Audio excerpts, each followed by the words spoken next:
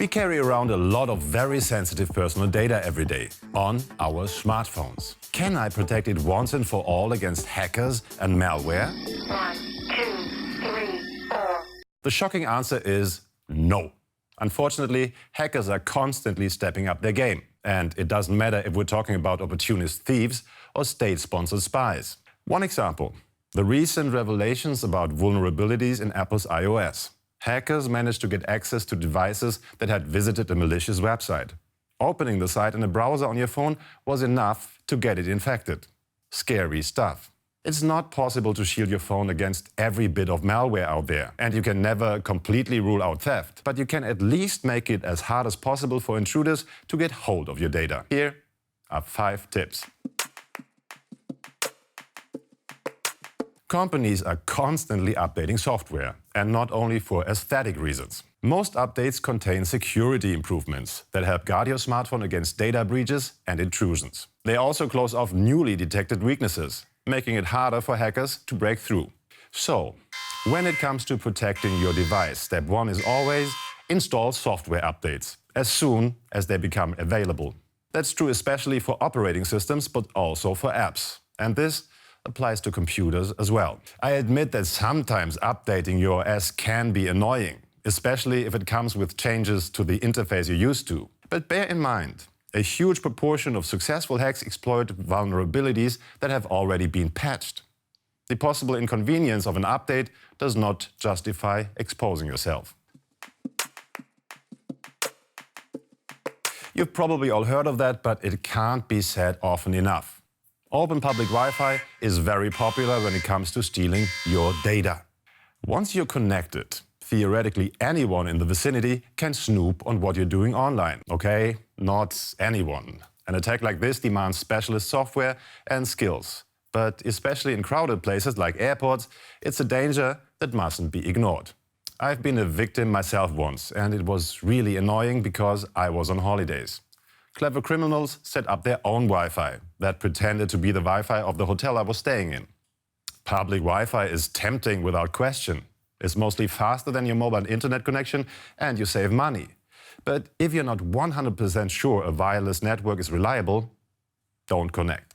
Or use a VPN tool. They route your traffic through a private encrypted channel.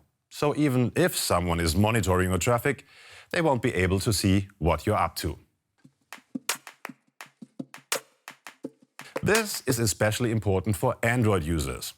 Android is an open source software. That's why it's possible to download apps from other sources than the Google Play Store. And apps are a popular Trojan horse used by hackers to infect your device with malware. So only download apps from third parties if you're absolutely sure they're legit. On the Google Play Store, all apps on offer are vetted. The same goes for Apple's App Store. Still, it doesn't hurt to be careful there too. If an app hasn't been updated for more than 2 years, or if it asks for permissions that are not necessary for it to function, you might want to pass. In case you didn't know it, even if your phone is stolen, you can make sure your data is safe. One option is to set up your phone so it automatically erases all data after a certain number of incorrect attempts to enter the passcode. If that seems a bit drastic, both Apple and Google offer Find My Device services. Once you log in, they can locate your phone on a map and remotely lock or erase it.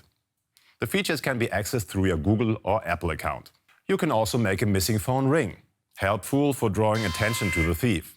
This can also come in handy if you lost your phone at home.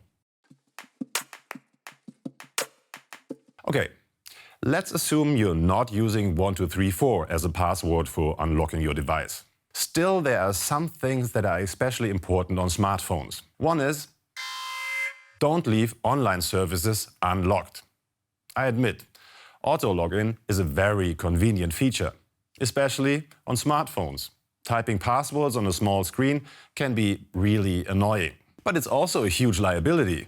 An intruder simply needs to open your browser to gain access to all your online accounts. Ideally, therefore, you shouldn't use auto login features at all. If you must, use a password manager. These apps require you to regularly re-enter a master password.